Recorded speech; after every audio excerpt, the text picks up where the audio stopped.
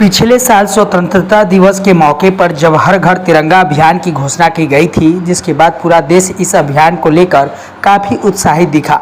लोगों ने बढ़ चढ़कर घर, ऑफिस, प्रतिष्ठानों वगैरह में तिरंगा बड़े ही शान से फहराया था।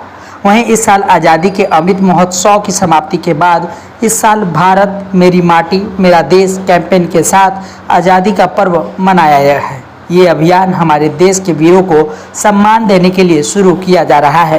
देश के प्रधानमंत्री नरेंद्र मोदी के आह्वान के बाद मेरी माटी मेरा देश के कैंपेन की शुरुआत हो चुकी है। तमाम भारतीय जनता पार्टी के मंत्री, बड़े नेता या फिर कार्यकर्ता इस कैंपेन को बड़े ही हर्षोल्लास के साथ मना रहे हैं। हमारे प्रधानमंत्री जी ने 1 सितंबर से लेकर और 25 सितंबर, लेकिन बीच में मिड में 1 से 15 सितंबर तक भारत माँ के वो वीर जवान, वीर शहीद और विष्णु जी वो जो देश की आज़ादी के लिए जिन्होंने अपना जीवन दिया है, चाहे 1947 के पार्टीशन में दिया हो, सुभाष चंद्र बोस जी की सेना में दिया हो, चाहे पाकिस्तान चाइना के लड़ाई में हो, चाहे कारगिल में हो, चाहे आज सीमा पर जो प्रहरी खड़े हुए हैं आतंकवादियों के या घुसपैठियों के शिकार हो जाते हैं, ऐसे हमारे भारत के जांबाज, उनकी स्मृति में देश में कोई गांव, कोई घर, कोई कस्बा, गांव, कोई कस्बा, कोई शहर नहीं है जिनके लोगों ने शहादत ना दी हो, जिन लोगों ने देश की आज़ादी में योगदान ना दिया हो।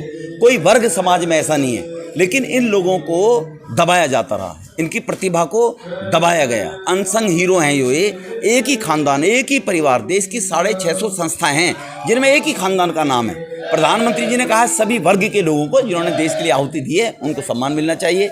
सभी ऐसी वीरांगनाओं को और सभी ऐसे वीर पुरुषों को, उनके परिवारों को सम्मान मिलना चाहिए।